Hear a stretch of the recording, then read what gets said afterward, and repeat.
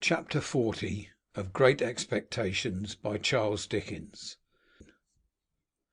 It was fortunate for me that I had to take precautions to ensure, so far as I could, the safety of my dreaded visitor, for this thought pressing on me when I awoke, held other thoughts in a confused concourse at a distance. The impossibility of keeping him concealed in the chambers was self-evident. It could not be done, and the attempt to do it would inevitably engender suspicion. True, I had no avenger in my service now, but I was looked after by an inflammatory old female, assisted by an animated ragbag whom she called her niece, and to keep a room secret from them would be to invite curiosity and exaggeration. They both had weak eyes, which I had long attributed to their chronically looking in at keyholes, and they were always at hand when not wanted. Indeed, that was their only reliable quality besides larceny. Not to get up a mystery with these people, I resolved to announce in the morning that my uncle had unexpectedly come in from the country. This course I decided on while I was yet groping about in the darkness for the means of getting a light. Not stumbling on the means after all, I was fain to go out in the adjacent lodge and get the watchman there to come in with his lantern. Now, in groping my way down the black staircase, I fell over something, and that something was a man crouching in a corner. As the man made no answer when I asked him what he did there, but eluded my touch in silence, I ran to the lodge and urged the watchman to come quickly, telling him of the incident on the way back. The wind being as fierce as ever, we did not care to endanger the light of the lantern by rekindling the extinguished lamps on the staircase, but we examined the staircase from bottom to the top, and found no one there. It then occurred to me as possible that the man might have slipped into my rooms, so, lighting my candle at the watchman's, and leaving him standing at the door, I examined them carefully, including the room in which my dreaded guest lay asleep. All was quiet, and assuredly no other man was in those chambers. It troubled me that there should have been a lurker on the stairs, on that night of all nights in the year, and I asked the watchman, on the chance of eliciting some hopeful explanation, as I handed him a dram at the door, whether he had admitted at his gate any gentlemen who had perceptibly been dining out. Yes, he said, at different times of the night, 3. One lived in Fountain Court, and the other 2 lived in the lane, and he had seen them all go home. Again, the only other man who dwelt in the house of which my chambers formed a part had been in the country for some weeks, and he certainly had not returned in the night, because we had seen his door with his seal on as we came up the stairs. The night being so bad, sir, said the watchman, as he gave me back my glass, uncommon few have come in at my gate. Besides them 3 gentlemen that I have named, I don't call to mind another since about 11 o'clock, when a stranger asked for you. My uncle, I muttered. Yes. You saw him, sir? Yes, oh yes. Likewise the person with him. Person with him, I repeated. I judged the person to be with him, returned the watchman. The person stopped when he stopped to make an inquiry of me, and the person took this way when he took this way. What sort of a person? The watchman had not particularly noticed. He should say a working person, to the best of his belief. He had a dust-coloured kind of clothes on, under a dark coat. The watchman made no more light of the matter than I did, and naturally not having my reason for attaching weight to it. When I got rid of him, which I thought it well to do without prolonging explanations, my mind was much troubled by these 2 circumstances taken together, whereas they were easy of innocent solution apart, as for instance some diner out or diner at home, who had not gone near this watchman's gate, might have strayed to my staircase and dropped asleep there, and my nameless visitor might have brought someone with him to show him the way. Still, joined, they had an ugly look to one as prone to distrust and fear as the changes of a few hours had made me. I lighted my fire, which burnt with a raw pale flare at that time of the morning, and fell into a doze before it. I seemed to have been dozing a whole night when the clock struck 6, and there was a full hour and a half between me and daylight. I dozed again, now waking up uneasily, with prolix conversations about nothing in my ears, now making thunder of the wind in the chimney, at length falling off into a profound sleep from which the daylight woke me with a start. All this time I had never been able to consider my own situation, nor could I do so yet. I had not the power to attend to it. I was greatly dejected and distressed, but in an incoherent, wholesale sort of way. As to forming any plan for the future, I could as soon have formed an elephant. When I opened the shutters and looked out at the wet wild morning, all of a leaden hue, when I walked from room to room, when I sat down again shivering before the fire, waiting for my laundress to appear, I thought how miserable I was. But I hardly knew why, or how long I had been so, or on what day of the week I made the reflection, or even who I was that made it. At last the old woman and the niece came in, the latter with a head not easily distinguishable from her dusty broom, and testified surprise at sight of me and the fire, to whom I imparted how my uncle had come in the night and was then asleep, and how the breakfast preparations were to be modified accordingly. Then I washed and dressed while they knocked the furniture about and made a dust, and so, in a sort of dream or sleep waking, I found myself sitting by the fire again, waiting for him to come to breakfast. By and by his door opened and he came out. I could not bring myself to bear the sight of him, and I thought he had a worse look by daylight. "I do not even know," said I, speaking low as he took his seat at the table, "by what name to call you. I have given out that you are my uncle." "That's it, dear boy, call me uncle." "You assumed some name, I suppose, on board ship?" "Yes, dear boy, I took the name of Provis."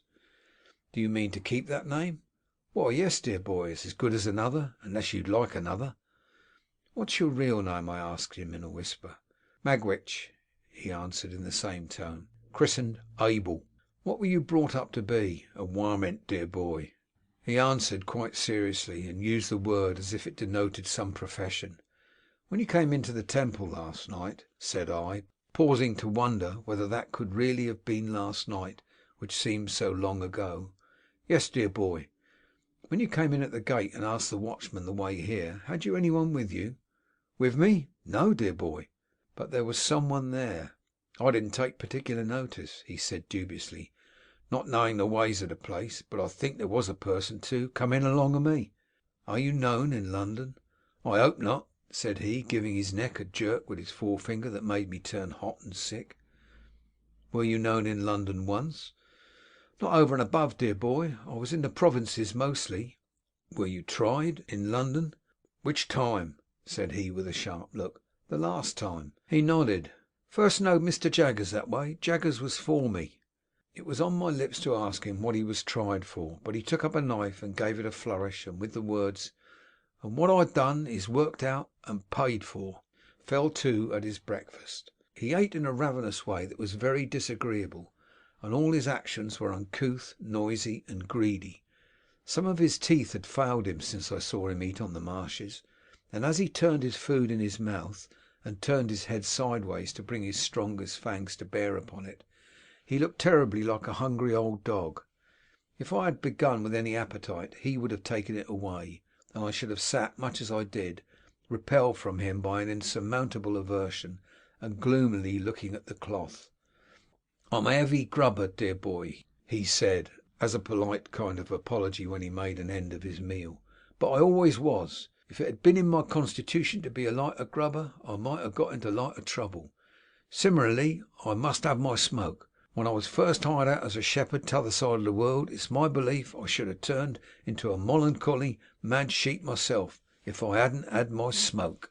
As he said so he got up from the table, and putting his hand into the breast of the pea coat he wore, brought out a short black pipe and a handful of loose tobacco of the kind that is called negro head. Having filled his pipe, he put the surplus tobacco back again as if his pocket were a drawer.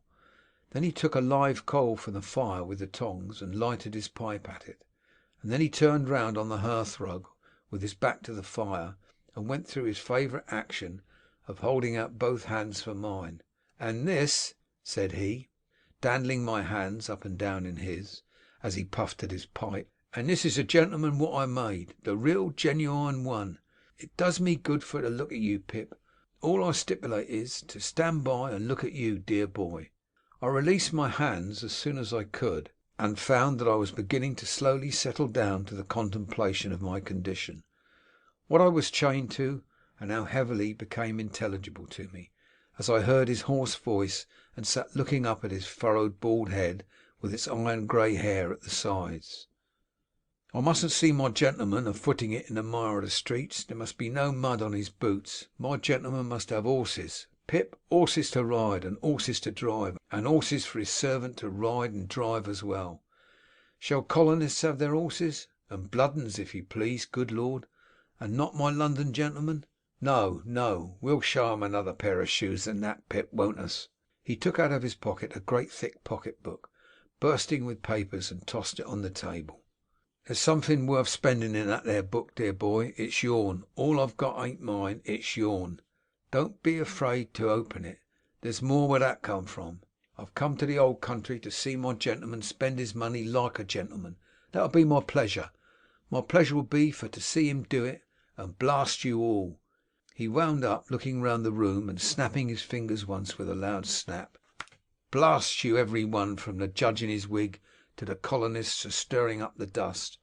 I'll show a better gentleman than the whole kit and you put together." "Stop," said I, almost in a frenzy of fear and dislike. "I want to speak to you. I want to know what is to be done. I want to know how you are to be kept out of danger. How long are you going to stay? What projects do you have?" "Look'ee here, Pip," said he, laying his hand on my arm in a suddenly altered and subdued manner. "First of all, look'ee here. I forgot myself half a minute ago. What I said was low. That's what it was, low. Look'ee here, Pip. Look over it. I ain't going to be low. First," I resumed, half groaning, "what precautions can be taken against your being recognized and seized?" "No, dear boy," he said in the same tone as before, "that don't go first. Lowness goes first. I ain't took so many a year to make you a gentleman, not without knowing what's due to him. Look'ee here, Pip. I was low. That's what I was, low. Look over it, dear boy." Some sense of the grimly ludicrous moved me to a fretful laugh as I replied, "I have looked over it. In heaven's name, don't harp upon it." "Yes, but look'ee here," he persisted, "dear boy, I ain't come so fur, not for to be low. Now go on, dear boy. You was a saying, how are you to be guarded from the danger you have incurred?" "Well, dear boy, the danger ain't so great. Without I was informed again, the danger ain't so much to signify. There's Jaggers, there's Wemmick, and there's you. Who else is there to inform?" "Is there no chance person who might identify you in the street?" said I. "Well," he returned, "there ain't many. Nor yet I don't intend to advertise myself in the newspapers by the name of A.M. come back from Botany Bay. And years have rolled away, and who's to gain by it? Still, look here, Pip. If the danger had been 50 times as great, I should have come to see you, mind you, just the same. And how long do you remain?" "How long?" said he, taking his black pipe from his mouth and dropping his jaw as he stared at me. "I'm not a going back. I've come for good." "Where are you to live?" said I. "What is to be done with you? Where will you be safe?" "Dear boy," he returned, "there's disguising wigs can be bought for money, and there's hair powder and spectacles and black clothes, shorts and what not. Others has done it safe afore, and what others has done afore, others can do again. As to the where and how of living, dear boy, give me your own opinions on it." "You take it smoothly now," said I, "but you were very serious last night when you swore it was death." "And so I swear it is death," said he, putting his pipe back in his mouth, "and death by the rope in the open street not far from this, and it's serious that you should fully understand it to be so. What then, when that's once done? Here I am. To go back now would be as bad as to stand ground, worse. Besides, Pip, I'm here because I've meant it by you years and years. As to what I dare, I'm an old bird now, and has dared all manner of traps since he was fledged, and I'm not afraid to perch upon a scarecrow. If there's death hid inside of it, there is. Let him come out, and I'll face him, and then I'll believe in him and not afore. And now let me have a look at my gentleman again." Once more he took me by both hands and surveyed me with an air of admiring proprietorship, smoking with great complacency all the while. It appeared to me that I could do no better than secure him some quiet lodging hard by, of which he might take possession when Herbert returned, whom I expected in 2 or 3 days. That the secret must be confided to Herbert as a matter of unavoidable necessity, even if I could have put the immense relief I should derive from sharing it with him out of the question, it was plain to me, but it was no means so plain to Mr. Provis (I resolved to call him by that name), who reserved his consent to Herbert's participation until he should have seen him and formed a favourable judgment of his physiognomy. "And even then, dear boy," said he, pulling a greasy little clasped black testament out of his pocket, "we shall have him on his oath." To state that my terrible patron carried this little black book about the world solely to swear people on in cases of emergency, would be to state what I never established, but this I can say, that I never knew him put it to any other use. The book itself had the appearance of having been stolen from some court of justice, and perhaps his knowledge of its antecedents, combined with his own experience in that wise, gave him a reliance on its powers as a sort of legal spell or charm. On this first occasion of his producing it, I recalled how he had made me swear fidelity in the churchyard long ago, and how he had described himself last night as always swearing to his resolutions in his solitude. As he was at present dressed in a seafaring slop suit, in which he looked as if he had some parrots and cigars to dispose of, I next discussed with him what dress he should wear. He cherished an extraordinary belief in the virtues of shorts as a disguise, and had in his own mind sketched a dress for himself that would have made him something between a dean and a dentist. It was with considerable difficulty that I won him over to the assumption of a dress more like a prosperous farmer's, and we arranged that he should cut his hair close and wear a little powder. Lastly, as he had not yet been seen by the laundress or her niece, he was to keep himself out of their view until his change of dress was made. It would seem a simple matter to decide on these precautions, but in my dazed, not to say distracted state, it took so long that I did not get out to further them until 2 or 3 in the afternoon. He was to remain shut up in the chambers while I was gone, and was on no account to open the door. There being to my knowledge a respectable lodging house in Essex Street, the back of which looked into the Temple, and was almost within hail of my windows, I first of all repaired to that house, and was so fortunate as to secure the second floor for my uncle, Mr. Provis. I then went from shop to shop, making such purchases as were necessary to the change of his appearance. This business transacted, I turned my face on my own account to Little Britain. Mr. Jaggers was at his desk, but seeing me enter, got up immediately and stood before his fire. "Now, Pip," said he, "be careful."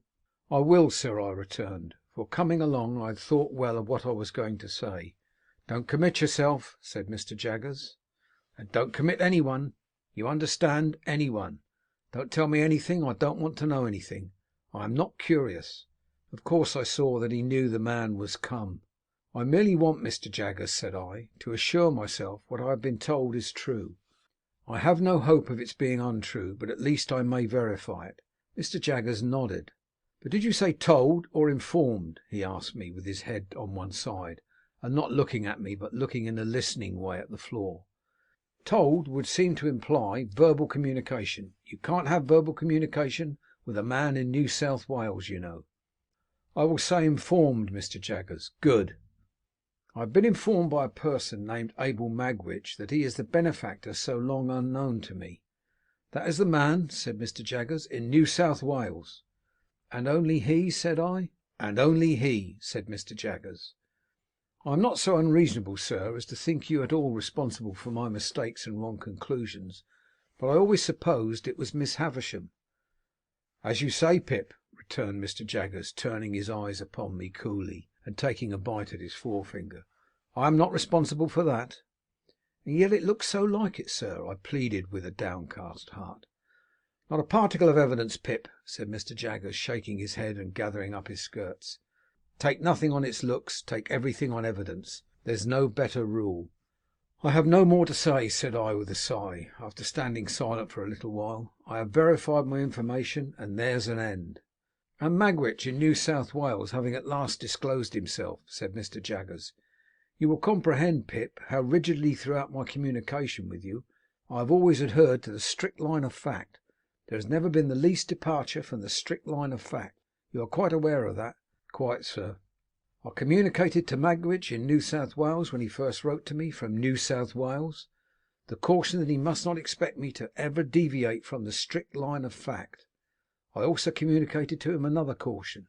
He appeared to me to have obscurely hinted in his letter at some distant idea he had of seeing you in England here.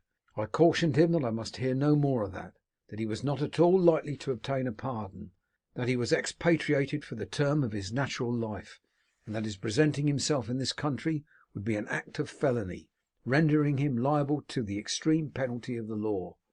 I gave Magwitch that caution," said Mr. Jaggers, looking hard at me. "I wrote it to New South Wales. He guided himself by it, no doubt." "No doubt," said I.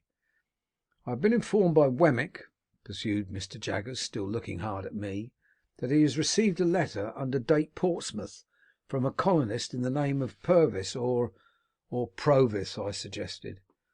"Or Provis. Thank you, Pip. Perhaps it is Provis." "Perhaps you know it's Provis." "Yes," said I. "You know it's Provis. A letter under the date Portsmouth from a colonist of the name of Provis, asking for the particulars of your address on behalf of Magwitch. Wemmick sent him the particulars, I understand, by return of post. Probably it is through Provis that you have received the explanation of Magwitch in New South Wales." "It came through Provis," I replied. "Good day, Pip," said Mr. Jaggers, offering his hand. "Glad to have seen you. In writing by post to Magwitch in New South Wales, or in communicating with him through Provis, have the goodness to mention that the particulars and vouchers of our long account shall be sent to you, together with a balance, for there is still a balance remaining. Good day, Pip." We shook hands, and he looked hard at me as long as he could see me. I turned at the door, and he was still looking hard at me, while the two vile casts on the shelf seemed to be trying to get their eyelids open, and to force out of their swollen throats, "Oh, what a man he is!" Wemmick was out, and though he had been at his desk, he could have done nothing for me. I went straight back to the Temple, where I found the terrible Provis drinking rum and water, and smoking negro head in safety. Next day the clothes I had ordered all came home, and he put them on. Whatever he put on became him less, it dismally seemed to me, than what he had worn before. To my thinking there was something in him that made it hopeless to attempt to disguise him. The more I dressed him, and the better I dressed him, the more he looked like the slouching fugitive on the marshes. This effect on my anxious fancy was partly referable, no doubt, to his old face and manner of growing more familiar to me, but I believe too that he dragged one of his legs as if there was still a weight of iron on it, and that from head to foot there was convict in the very grain of the man. The influences of his solitary hut life were upon him besides, and gave him a savage air that no dress could tame. Add to these were the influences of his subsequent branded life among men, and crowning all, his consciousness that he was dodging and hiding now. In all his ways of sitting and standing, and eating and drinking, of brooding about in a high-shouldered, reluctant style, of taking out his great horn-handled jackknife, and wiping it on his legs and cutting his food, of lifting light glasses and cups to his lips as if they were clumsy pannikins, of chopping a wedge off his bread and soaking it up with the last fragments of gravy round and round his plate, as if to make the most of an allowance, and then drying his finger ends on it, and then swallowing it. In these ways, and a thousand other small nameless instances arising every minute of the day, there was prisoner, felon, bondsman, plain as plain could be. It had been his own idea to wear that touch of powder, and I had conceded the powder after overcoming the shorts, but I can compare the effect of it when on to nothing but the probable effect of rouge upon the dead. So awful was the manner in which everything in him that it was most desirable to repress started through that thin layer of pretence, and seemed to come blazing out at the crown of his head. It was abandoned as soon as we tried, and he wore his grizzled hair cut short. Words cannot tell what a sense I had at the same time of the dreadful mystery that he was to me. When he fell asleep of an evening, with his knotted hands clenching the sides of the easy chair, and his bald head tattooed with deep wrinkles falling forward on his breast, I would sit and look at him, wondering what he had done, and loading him with all the crimes in the calendar, until the impulse was powerful on me to start up and fly from him. Every hour so increased my abhorrence of him, that I even think I might have yielded to this impulse in the first agonies of being so haunted. Notwithstanding all he had done for me, and the risk he ran, but for the knowledge that Herbert must soon come back, once I actually did start out of bed in the night, and begin to dress myself in my worst clothes, hurriedly intending to leave him there with everything else I possessed, and enlist for India as a private soldier. I doubt if a ghost could have been more terrible to me, up in those lonely rooms in the long evenings and long nights, with the wind and rain always rushing by. A ghost could not have been taken and hanged on my account, and the consideration that he could be, and the dread that he would be, were no small addition to my horrors. When he was not asleep, or playing a complicated kind of patience with a ragged pack of cards of his own, a game that I never saw before or since, in which he recorded his winnings by sticking his jackknife into the table, and when he was not engaged in either of these pursuits, he would ask me to read to him. Foreign language, dear boy. While I complied, he, not comprehending a single word, would stand before the fire, surveying me with the air of an exhibitor, and I would see him, between the fingers of the hand with which I shaded my face, appealing in dumb show to the furniture to take notice of my proficiency. The imaginary student, pursued by the misshapen creature he had impiously made, was not more wretched than I, pursued by the creature who had made me, and recoiling from him with a stronger repulsion, the more he admired me, and the fonder he was of me. This is written of, I am sensible, as if it had lasted a year. It lasted about 5 days. Expecting Herbert all the time, I dared not go out, except when I took Provis for an airing after dark. At length, one evening, when dinner was over, and I had dropped into a slumber quite worn out, for my nights had been agitated and my rest broken by fearful dreams, I was roused by the welcome footstep on the staircase. Provis, who had been asleep too, staggered up at the noise I made, and in an instant saw his jackknife shining in his hand. "Quiet, it's Herbert," I said, and Herbert came bursting in, with the airy freshness of 600 miles of France upon him. "Handel, my dear fellow, how are you? And again, how are you? And again, how are you? I seem to have been gone a 12-month. Why, so I must have been, for you have grown quite thin and pale. Handel, my halloa, I beg your pardon." He was stopped in his running on, and in his shaking hands with me, by seeing Provis. Provis, regarding him with a fixed attention, was slowly putting up his jackknife and groping in another pocket for something else. "Herbert, my dear friend," said I, shutting the double doors, while Herbert stood staring and wondering, "something very strange has happened. This is a visitor of mine." "It's all right, dear boy," said Provis, coming forward with his little clasped black book, and then addressing himself to Herbert. "Take it in your right hand. Lord strike you dead on the spot, if ever you split in any way somever. Kiss it." "Do as he wishes," I said to Herbert. So Herbert, looking at me with a friendly uneasiness and amazement, complied, and Provis, immediately shaking hands with him, said, "Now you're on your oath, you know, and never believe me on mine, if Pip shan't make a gentleman of you." End of chapter 40.